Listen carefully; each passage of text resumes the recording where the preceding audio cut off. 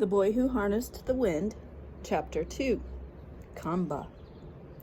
In January 1997, when I was 9 years old, my family experienced a sudden and tragic loss.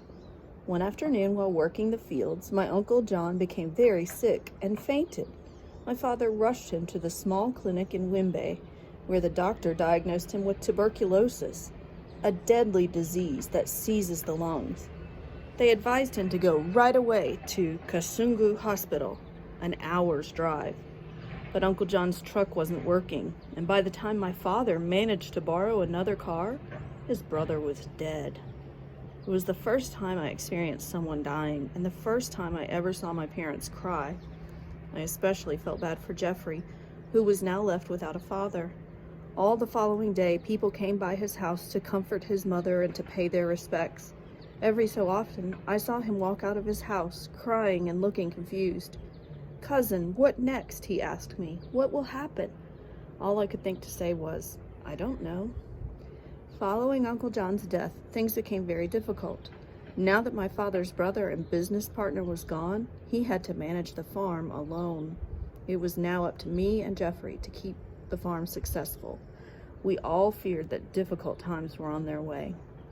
Not long after Uncle John's funeral, my uncle Socrates lost his job at a big tobacco estate in Kasungu. The family's home was also there, which meant they were forced to move back to our village. Uncle Socrates had 7 daughters, which was great news for my sisters. I myself could not care less about a bunch of girls, but as I helped my uncle unload the moving truck, something leaped out onto the ground. At my feet stood a big, slobbering dog. "Get back!" Socrates shouted and shooed the dog away, but it came right back, its eyes looking straight up at me. "That's our dog, Kamba," he said. "I figured we'd bring him along to guard the chickens and goats. That's what he did best at the estate." Kamba was the most unusual thing I'd ever seen. He was all white with large black splotches across his head and body, as if someone had chased him with a bucket of paint. His eyes were brown, and his nose was peppered with bright pink dots. Unlike most other Malawian dogs, Kamba was also big, but still just as skinny. In most other parts of Africa, dogs are used to protect homes and farms. No one buys them as pets like they do in America, and they certainly don't lavish them with rubber toys and fancy food. In Malawi, dogs lived on mice and table scraps. In all my life, I've never seen a fat dog. As Kamba sat there watching me, a thick strand of drool hung suspended from his tongue, and he smelled funny, like moldy fruit. As soon as Socrates walked inside, he jumped on his hind legs and planted both paws on my chest. "Hey, get away!" I shouted. I didn't want people thinking I was friends with a dog. "Go chase some chickens or something." But Kamba didn't budge. I swore he even smiled at me. Early the next morning, I tripped over something on my way to the toilet. It was Kamba, lying square in my doorway, ears perked and waiting. "I thought I told you to leave me alone," I said, then stopped. I certainly didn't want people to see me talking to a dog. Walking back, I met Socrates in the courtyard. He pointed to the thing now attached to my shadow. "I see you found a friend," he said. "You know, the good Lord blessed me with 7 children, but all of them are girls who don't take much interest in dogs. I think Kamba is happy to have found a pal." "I'm no friend to a dog," I said. Socrates laughed. Sure, tell that to him." After that, I gave up trying to get rid of Kamba. In fact, I started to enjoy his company. And as much as I hated to admit it, he and I became friends. He slept outside my door each night, and when it got cold, he snuck inside the kitchen and curled up by the pots and pans. And just like Socrates said, he made a good watchdog over our chickens and goats, protecting them from the hyenas and wild dogs that roamed the dark countryside. Even still, Kamba liked to play games with the baby animals. He chased them around the compound, causing the little goats to bleat and the mama hens to flare their wings and hiss. Whenever this happened, my mother would lean out of the kitchen and pitch one of her shoes at his head. "Stop that, you crazy dog!" she'd scream, and my sisters and I would laugh. "Look who's talking to animals now." Aside from upsetting our livestock, Kamba's favorite thing to do was hunt. By this time, going hunting had replaced most of the childhood games I used to play at home, and Kamba provided the perfect partner. During the dry season, we hunted birds that drank from the dambo near my house, and in the rainy months, we followed them into the blue gum forest where we set our traps and waited in the thickets. This kind of hunting required patience and quiet. Kamba seemed to understand this naturally, as if he'd been hunting his whole life. One morning after the rains had stopped, Kamba and I headed to the forest to set our traps. As always, I kept my tools and trap-making materials inside a cloth sack that I tied to the end of my hoe. Inside were a rubber bicycle tube, a broken bicycle spoke, a short piece of wire that I clipped from my mother's clothesline, a handful of maize chaff that we called gaga, and 4 heavy bricks. I also carried 2 knives that I crafted myself. The first was made from a thick piece of iron sheeting. After tracing a pattern in the metal, I'd taken a nail and poked holes all around the edges, then popped it out with a wrench. I sharpened the metal into a blade by rubbing it against a flat stone.